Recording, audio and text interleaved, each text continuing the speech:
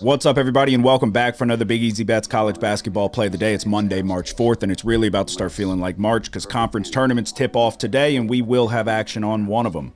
Last time out, we go 1-1. It should have been a 2-0 day. It is what it is, survive and advance, but we had the over in Colorado-Stanford. We also had Ohio State minus 10.5, easy cover.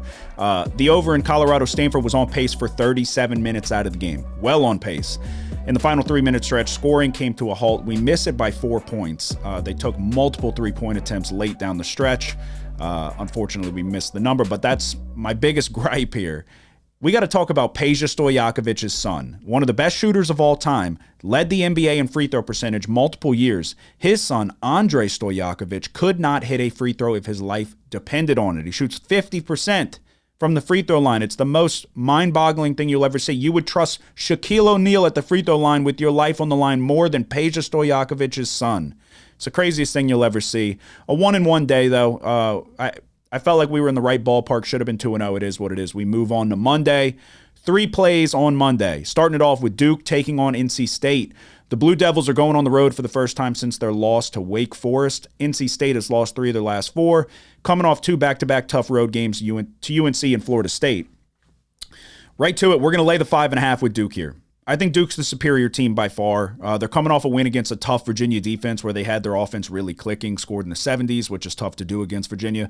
They can clearly score in the paint with Filipowski, but they also shoot a lot of threes, and they make them at a very high percentage. They're 10th in the nation in terms of three-point percentage. Whether on the road or at home, I just don't think NC State's efficient enough to keep up with the Blue Devils. They also have a great perimeter defense as well, can make life a little difficult for the guards. Give me Duke minus 5.5 as our first play of the day. The second one, and I'm scratching my head on this one a little bit. I'm racking my brain trying to figure out why this number came down so quickly. Kennesaw State taking on Jacksonville. If we get burned with a late, I've looked far and wide for injury information. If we get burned with late injury information right before tip-off, it is what it is. I can live with it. But speed kills. Kennesaw State is 4th in the nation in adjusted tempo. They are not super efficient offensively, but they move so fast and they put so much pressure on you to match what they're doing. I don't think that Jacksonville, who is 306th in adjusted offensive efficiency, is going to be able to keep up. So we are going to lay the 2.5 with Kennesaw State. It was 4.5. It's come down to 2.5. If you remember, this Kennesaw State team nearly knocked off Xavier in the first round of the tournament last year. They returned a lot of guys from that team. The last month or so has not gone their way. They started off really well this season and completely have just not been playing good basketball late. But Jacksonville's not a good team. You throw out the regular season record once you hit the postseason and conference tournaments. It's win or go home at this point. I think Kennesaw State's better, so we are going to lay the 2.5 points. In our third and final play of the day, Baylor versus Texas. We were just on Baylor on the home court when they played Kansas on Saturday. They covered the number, but it was a little dicey down the stretch. Texas is good defensively like always, and the numbers support them being good on offense. But my eyeballs support my theory of that they go cold on the offensive side of the ball. I've seen it multiple times.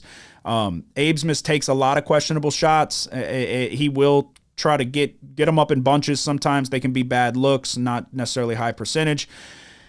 I don't think that Texas is good enough to hang with Baylor. I've watched this team go on cold streaks, like I said.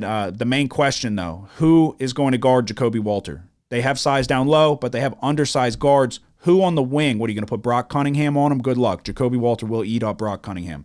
I don't think they really have a matchup for him. They have size down low.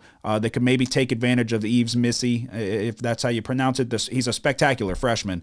Really, the only advantage they would have is experience over him because in terms of just ability, I mean, he's up there with the best of them right now. So we are going to lay the 6.5 with Baylor. If Langston Love comes back, that's Lanyap. But if not, I don't think this Texas team is good enough to hang with them on their home court. It is a revenge factor. Baylor lost to Texas earlier in the year. So 3 plays on a Monday. We're going Duke minus 5.5, Kennesaw State minus 2.5, and Baylor minus 6.5. March is here. It's time to go. Let's go 3-0. Good luck.